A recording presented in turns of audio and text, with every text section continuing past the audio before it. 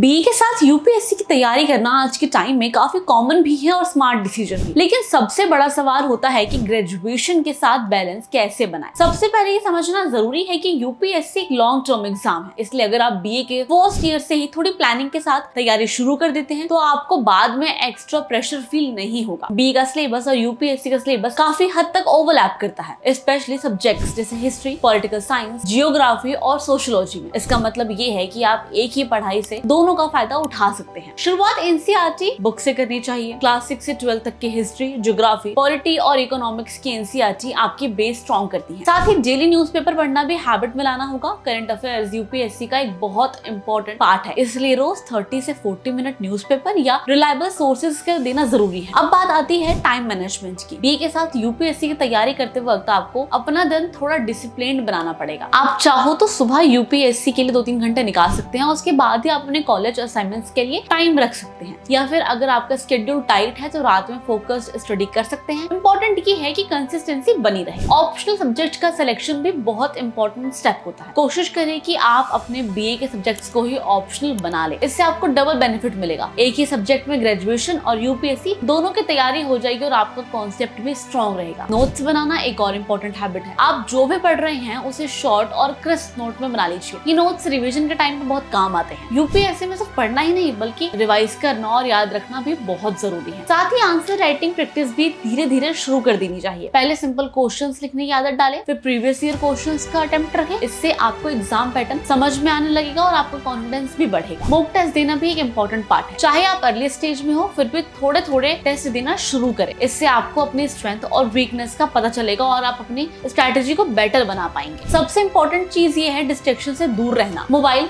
Social media और unnecessary चीजें आपका काफी टाइम वेस्ट करती हैं, इसलिए अपने लिए एक फिक्स्ड स्टडी एनवायरनमेंट और रूटीन बनाना जरूरी है। मेंटल हेल्थ का भी ध्यान रखें। यूपीएससी की तैयारी एक लॉन्ग जर्नी है, इसलिए बीच बीच में ब्रेक लेना, थोड़ा रिलैक्स और पॉजिटिव रहना भी उतना ही इम्पोर्टेंट है। अगर आप बीए के साथ स्मार्ट प्लानिंग, कंसिस्टेंसी और डेडिकेशन के साथ तैयारी करते हैं तो आपको अलग से ड्रॉप लेने की जरूरत नहीं पड़ेगी। ग्रेजुएशन के एंड तक आप अपने स्ट्रॉन्ग बेस बना चुके होंगे, जो आपको यूपीएससी के नेक्स्ट स्टेप में बहुत हेल्प करेगा। याद रखिए, यूपीएससी सिर्फ हार्ड वर्क नहीं बल्कि स्मार्ट वर्क का एग्जाम है। अगर आप सही डायरेक्शन में लगातार मेहनत करते रहें तो बीए के साथ ही आप अपने आईएएस या आईपीएस बनने की जर्नी को भी पूरा कर पाएंगे और आपका सपना सच हो जाएगा।